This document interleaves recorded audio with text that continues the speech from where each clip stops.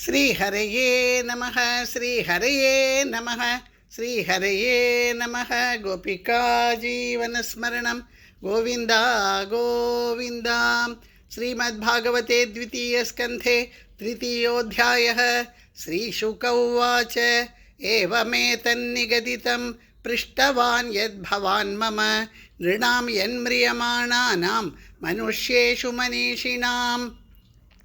श्रीशुक उवाच एवमेतन्निगदितं पृष्टवान् यद्भवान् मम नृणां यन्म्रियमाणानां मनुष्येषु मनीषिणां ब्रह्मवर्चसकामस्तु यजेद ब्रह्मणस्पतिम् इन्द्रमिन्द्रियकामस्तु प्रजाकामः प्रजापतीन् देवीं मायां तु श्रीकामः तेजस्कामो विभावसुं वसुकामो वसून् रुद्रान् वीर्यकामोऽथ वीर्यवान् अन्नाद्यकामस्त्वदितिं स्वर्गकामोदितेः सुतान् विश्वान् देवान् राज्यकामः साध्यान् संसाधको विशाम् आयुष्कामोऽश्विनौ देवौ पुष्टिकाम इळां यजेत् प्रतिष्ठाकामः पुरुषो रोदसी लोकमादरौ रूपाभिकामो गन्धर्वान् स्त्रीकामोऽप्सर ऊर्वशीम्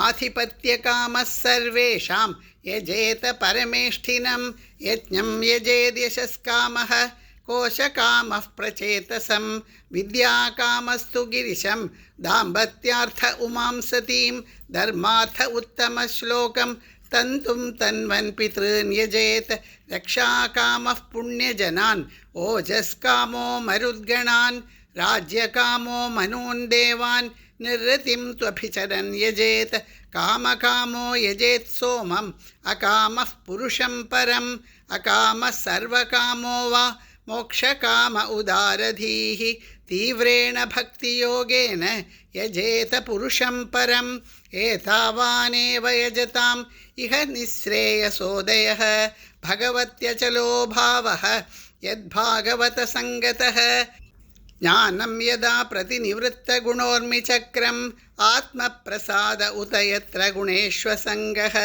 कैवल्यसम्मदपथस्त्वथ भक्तियोगः को निर्वृतो हरिकथासुरतिं न कुर्यात्। शौनक उवाच इत्यभिव्याहृतं राजा निशम्य भरतर्षभः किमन्यत् पृष्टवान् भूयः वैयासकिं ऋषिं कविम् एतत् शुश्रूषतां विद्वन् सूतनोर्हसि भाषितुं कथा हरिकथोदर्काः सतां स्युः सतसि ध्रुवं स वै भागवतो राजा पाण्डवेयो महारथः बालक्रीडनकैः क्रीडन् कृष्णक्रीडां य आददे वैयासकिश्च भगवान् वासुदेवपरायणः उरुगाय गुणोदाराः सतां स्युर्हि समागमे आयुर्हरति वै पुंसाम् उद्यन्नस्तं चयन्नसौ तस्यर्थे यत्क्षणो नीतः उत्तमश्लोकवार्तया तरवः किं न जीवन्ति भस्त्राः किं न श्वसन्त्युत न खादन्ति न मेहन्ति किं ग्रामपशवोपरे श्वविट्पराहोष्ट्रखरैः संस्तुतः पुरुषः पशुः न यत्कर्णपथोपेतः जातु नाम गदाग्रजः बिलेबतोरुक्रमविक्रमान्ये न शृण्वतः कर्णपुटे नरस्य जिह्वासति दार्दुरिकेव सूत न चोपगायत्युरुगाय गाथाः भारः परं पट्टगिरीडजुष्टम् अप्युत्तमाङ्गं न नमेन्मुकुन्दं शावौ करौ नो कुरुतः सपर्यां हरेर्लसत् काञ्चनकङ्गणौ वा बर्हायिते ते नयने नराणां लिङ्गानि विष्णोर्न निरीक्षतो ये पादौ नृणां तौ द्रुमजन्मभाजौ क्षेत्राणि नानुव्रजतो हरेर्यौ जीवञ्छवो भागवदाङ्घ्रिरेणुं न जातुमर्त्योऽभिलभेतयस्तु श्रीविष्णुपद्या मनुजस्तुलस्याः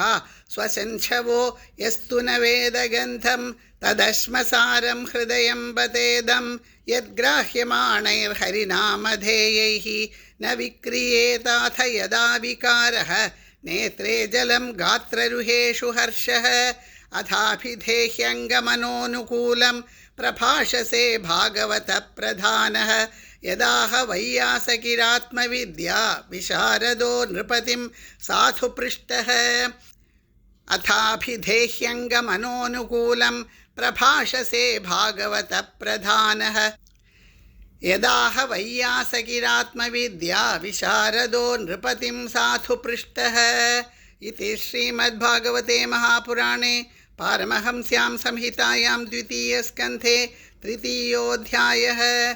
श्रीहरये नमः। श्रीहरये नमः। श्रीहरये नमः।